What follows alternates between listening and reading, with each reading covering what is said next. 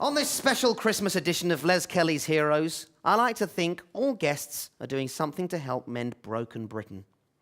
Now, I don't do politics, listeners. I never get involved with politics, and I won't allow it on my show.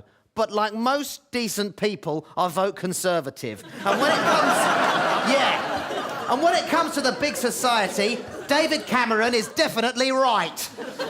Why pay nurses when there are people who are willing to help others for nothing? Why pay a policeman when any one of us can go up to a criminal and say, "Stop robbing"? Yeah? OK, my next guest is someone who thought, there's a problem, I'm going to fix it. Please welcome Sid Dangersafe. Hello. Hello.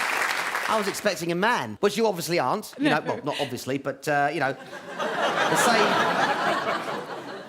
The name, Sid is like the name Les, isn't it? I mean, you know, I'm a man called Les, but some women are Leses. We'll cut that, OK. So, Sid, tell me about your charity. Well, it was an idea that my partner Joe and I had together. I'll take it that's Joe with an E. No. Right. Right, so the charity is for people with an extreme phobia. It's called Hupwascopba.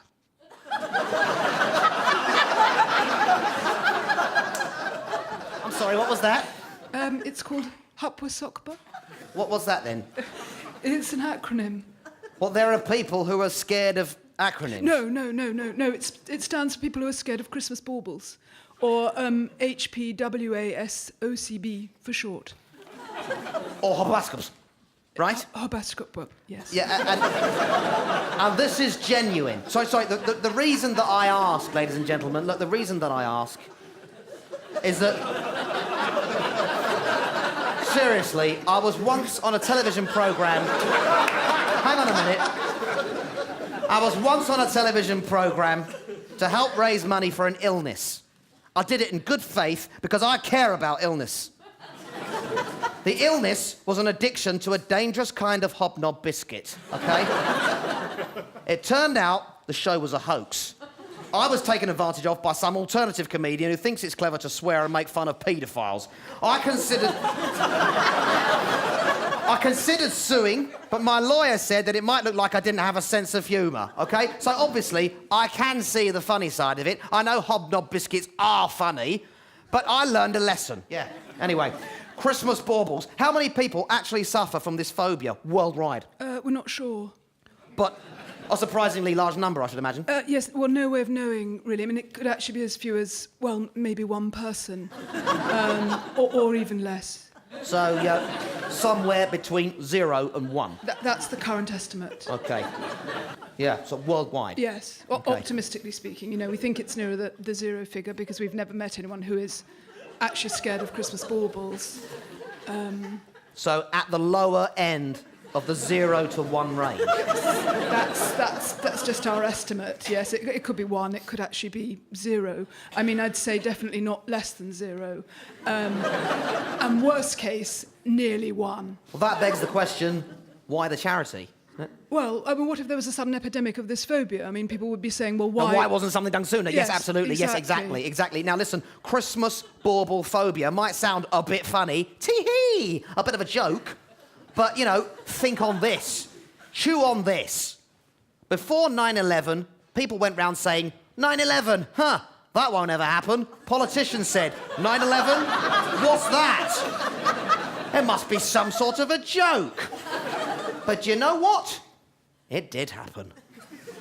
So could bauble phobia. It could happen to you, or you know, or someone you know. A son or a daughter, a pet. I mean, does it happen to dogs? Possible. Yeah.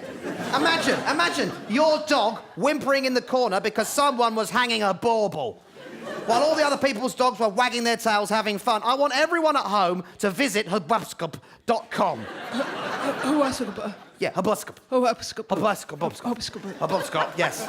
Absolutely, yes. Visit the website and dig deep, thank you. Yeah, and I understand that you have a 24-hour helpline for bauble phobics. Yes, that's right, we're open all year round. Yeah, oh, that's... Except Christmas.